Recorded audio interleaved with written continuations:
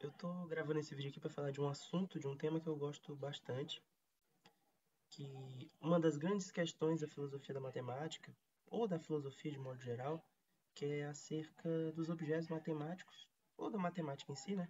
Se ela foi descoberta ou inventada. Então, eu vou falar um pouco do que eu penso sobre esse assunto, sobre esse tema, e em que eu me baseio também. Muitas das coisas aqui é mais quase questão de crença mesmo, só que tem uma teoria que eu estou simpatizando bastante, que eu acho que ela responde algumas das minhas dúvidas, ou pelo menos contém alguns dos meus anseios em relação a esse tema. Como está aí no título, uma teoria que eu simpatizo bastante é o nominalismo. Um dos grandes expoentes do nominalismo é lá da filosofia medieval, que é o Guilherme de Ockham. Ele A gente precisa primeiro se atentar a alguns termos da teoria. Por exemplo, eu tenho que entender primeiro o que é um universal. E esse tema é desde a filosofia antiga, desde os gregos, a gente vem trabalhando com o conceito de universal. O Guilherme de Ockham, ele vai definir o universal da seguinte forma, vou até ler aqui. Um universal destina-se a ser sinal de muitas coisas e predica-se por natureza de muitas coisas. Então, basicamente, o universal é aquilo que instancia várias coisas, vários objetos. Vou dar um exemplo. A cor verde. A cor verde é comum a. Vai parecer meio cíclico aqui, né? Mas a cor verde é comum a todos os objetos de cor verde. Então, o verde aparece como um universal, ou seja, uma característica comum a todos eles. Então, basicamente vai ser isso que está tratando o termo universal. E estas coisas que os universais caracterizam, essas pequenas coisas, esses grupos ou esses elementos que são caracterizados pelos universais, a gente chama de singulares. Então, para um nominalista, o universal ele não vai existir objetivamente fora da mente humana. Ou como diz na teoria, é extra anima, ou seja, fora da alma. E por alma aqui, a gente pode entender como o intelecto humano mesmo, né? Não precisa ser essa coisa de alma, da metafísica e tudo. Então, eles vão defender que os universais são puros nomes, ou seja, só existem aqui, não existem fora da nossa alma, e que tudo que existe objetivamente na realidade são singulares. Então, eles negam a existência de universais. Basicamente, é isso que é ser um nominalista, de uma maneira bem curta e grossa. Bom, e como os universais são nomes que existem apenas na alma, ou seja, em ânima, né, que é o outro termo que eles utilizam, um termo que vem do latim, eles seriam construções mentais e, portanto, seriam inventados. Então, basicamente, eu ainda não entrei na parte relacionada à matemática, só que eu estou dando uma fundamentação teórica, vamos dizer assim, para o que está por vir nesse vídeo ainda. Agora, olha o que o Ockham vai falar vai falar sobre os universais. Poder-se-ia dizer de outro modo? Digo que o universal não é alguma coisa real, dotada de ser subjetivo, quer na alma, quer fora dela, mas tem apenas ser objetivo na alma, e é certa coisa fictícia, dotada de tal modo de ser objetivo na alma, como a coisa exterior tem ser subjetivo. Digo, portanto, vendo alguma coisa fora da alma, o intelecto fabrica mentalmente uma coisa semelhante, de modo que, se tivesse o poder produtivo como tem a força imaginativa, faria essa coisa exteriormente, no ser subjetivo, distinta numericamente da anterior. Seria proporcionalmente semelhante ao caso do artífice. Com efeito, assim como um arquiteto vendo exteriormente uma casa ou um edifício, cria em sua mente uma casa semelhante e depois a produz fora, igualzinha, só numericamente distinta da primeira. Assim também no nosso caso, aquilo que se imagina na mente pela visão de alguma coisa exterior agiria como um modelo. Ou seja, o que está na nossa mente, o que a nossa mente produz a partir de outra coisa, é o que eu chamo de universal. E a coisa que existe de fato na realidade eu chamo de singular. Então, basicamente, todo singular ele precede, ele precede aqui ele vai falar, vai preceder o ato volitivo ou cognitivo referente a esse singular. Ou seja, o que existe primeiro, a priori, é o concreto.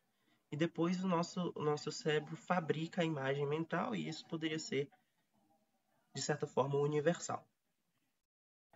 Só que há outro tipo de nominalista. O primeiro tipo era o que negava a existência de universais, fora da alma. E o outro vai negar a existência de objetos concretos.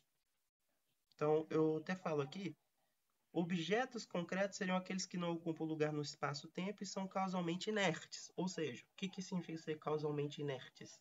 Significa que não podem causar e nem serem causados por nada. Então, existe essa outra categoria de nominalista. E é onde se encontra o nominalismo matemático. Porque ele vai tratar objetos matemáticos não como universais, mas como objetos abstratos. Porque não possuem localidade espaço-temporal, de acordo com o nominalista, e são causalmente inertes ou causalmente ineficazes. Então, o nominalista matemático vai ser o segundo tipo de nominalista que eu apresentei aqui. Então, o que a gente percebe, né, eu até pego as palavras de um artigo, que com essa definição o nominalista ele não está preocupado em saber o que é, mas sim em negar. Em negar a existência, seja de universais ou de objetos abstratos. Bom, ainda com o argumento em favor do nominalismo, e mais especificamente de uma matemática inventada, a gente pode tratar a matemática como útil para descrever certos fenômenos físicos. Por exemplo, quando a gente está tratando da operação 2 mais 2 igual a 4, a gente poderia estar tratando, como eu digo aqui, pode ser visto como uma afirmação sobre como agrupamos objetos físicos. Eu estou pegando de um ensaio que eu tinha escrito para uma disciplina da faculdade. Então, contar, entendido aqui como fazer uma relação de 1 para 1 entre dois conjuntos, também pode ser visto como uma tentativa de relacionar objetos físicos dotados de existência real. Ou seja, eu utilizo a matemática, se eu trato a matemática como linguagem, eu utilizo ela para descrever fenômenos. Então, ela recebe o status de ferramenta para descrever fenômenos e não o status de próprio fenômeno. Então, basicamente, isso é muito do que eu penso, tá? É quase parte da minha, entre aspas, crença. E como eu encaro ela dessa forma, como uma linguagem, da mesma forma que a língua portuguesa, eu posso chamar isso aqui de copo, só que isso aqui não é língua portuguesa, isso aqui é um objeto concreto, porque ele possui localidade espaço-temporal e não é causalmente inerte ou ineficaz. Ele existe, ele é concreto, ele é o meu singular, vamos dizer assim. Então, a mente, ao ver ele, fabrica uma coisa tal, como o Ockham disse. Só que isso aqui não é a língua portuguesa. Eu posso tratar a matemática da mesma forma. Então, a matemática vai, de novo, vai receber um status de linguagem para descrever fenômenos e não o status de próprio fenômeno. Da mesma forma como a língua portuguesa. Eu posso encarar assim e é a maneira como eu encaro. Não é a verdade absoluta. Você pode discordar, você pode concordar com ressalvas, ou discordar com ressalvas. Não sei se existe isso, mas pode. Só que como é uma construção mental, a matemática não depende das coisas exteriores para ser validada. A matemática ela depende unicamente dos sistemas formais internos que constituem ela. Eu até falo aqui, na verdade, uma proposição matemática não depende de uma correspondência com a realidade externa, e sim da consistência do sistema formal no qual esta proposição está inserida. Por sua vez, a consistência do sistema é garantida se as regras de inferência não levam a contradições ou absurdos.